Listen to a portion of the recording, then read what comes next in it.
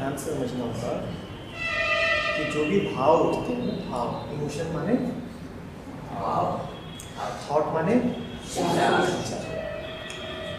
हर भाव के पीछे एक विचार है। पहले तो इस नियम को समझो। बिना थॉट के इमोशन नहीं आ सकता, बिना विचार के भाव नहीं आ सकता। हम लोग इमोशन को, भाव को, जज्बे को बहुत ज़्यादा वैल्यू दे देते हैं। हम सोचते हैं कि उसमें ज़रूर कोई बड़ी बात, कोई दिव्यता है, कोई बहुत पूजनीय चीज़ है। कोई भावुक हो जाता है तो उनको लगता है अरे अरे अरे, है ना, कोई विशेष बात हो गई। किसी के आंसू देख लेते हैं तो हम बिल्कुल बेचैन हो जाते हैं, हमें लगता है आंसू सच्चाई का सबूत है। 2-3 स्टेटमेंट्स हैं, इनको ज़रा ध्यान से देखना और फिर इनको आपस में जोड़ना। पहला, हर विचार बाहर से आता है। ठीक है, हर विचार, हमें लगता है ऐसा है कि विचार हमारा है, थॉट हमारा है, लेकिन हर विचार कहीं ना कहीं बाहर से ही प्रभावित होता है, अपना कोई विचार नहीं होता। दूसरा, भाव विचार से उठता है। अब इन दोनों को जरा मिला दो तो क्या बनेगा? विचार बाहर से आता है, भाव विचार से उठता है। इन दोनों को मिला दो, क्या बना? क्या मिला? कि भाव बाहर से आ रहा है। पहली और दूसरी इक्वेशन में विचार कॉमन है ना, उसे कैंसिल कर दो। विचार बाहर से आता है, भाव विचार से आता है। दोनों में विचार हटा दो तो क्या मिला तुम्हें? कि भाव बाहर से आता है, भाव बाहर से आता है। तो अब से जब भी भावुक हो जाओ किसी भी बारे में, और भाव कैसा भी हो सकता है, रोने पर भाव नहीं, गुस्सा भी भाव है, गुस्सा भी भावुक होता है। अब से जब भी भावुक हो जाओ तो बस अपने आप से ये बोलना है कि आंचल बाहरी है, ये बात तुम्हारी अपनी नहीं है, किसी और की है। ठीक है, अपना अपना मन होता है, अपना अपना इतिहास होता है, अपनी अपनी परवरिश होती है। एक आदमी दूसरे आदमी का मन एक जैसा नहीं होता, लड़के और लड़की का मन एक जैसा नहीं होता। लेकिन एक बात हमेशा सच होती है कि मन पे प्रभाव सारे बाहरी होते हैं, और भाव भी इसीलिए बाहरी ही हो गया। अब से जब भी भावुक हो तो अपने आप से बात करना, अपने आप से थोड़ी सी दूरी बनाना और बात करना।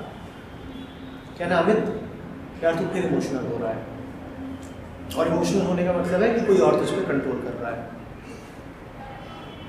आजकल तू फिर सेंटिमेंटल हो रही है, और सेंटिमेंटल होने का मतलब है कि कोई बाहरी ताकत तुझको कंट्रोल कर रही है। इसका ये मतलब नहीं कि इसकी वजह से तुरंत ही भाव खत्म हो जाएगा,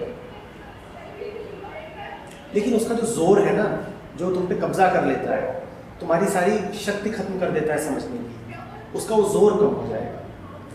अभी तुम पे जब भाव उठता है उसमें बड़ा जोर रहता है। तुम्हें गुस्सा आता है तो तुम उस वक्त पागल हो जाते हो कि कुछ भी कर जाओगे। जब तुम दुखी होते हो, तुम इतने दुखी होते हो तुम्हें लगता है दुनिया खत्म हो गई। ऐसे ही होता है। वो इसीलिए होता है क्योंकि तुमने ये भ्रम पाल लिया है कि विचार या भाव तुम्हारे अपने हैं। जैसे तुम कहोगे कि यार ये तो फिर से एक बीमारी लग गई बाहर की, एक वायरस लग गया। जैसे वायरस बाहर से लगता है ना, जैसे बीमारी बाहर से लगती है, वैसे ही ये सब भी बाहर से होता है।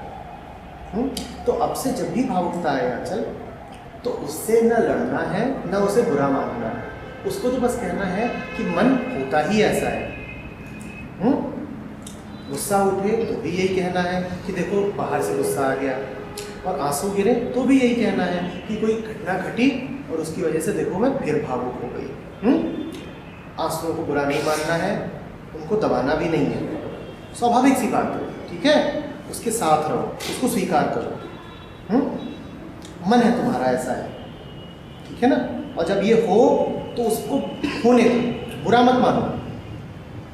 ये तो एक मशीन की जैसे बात है।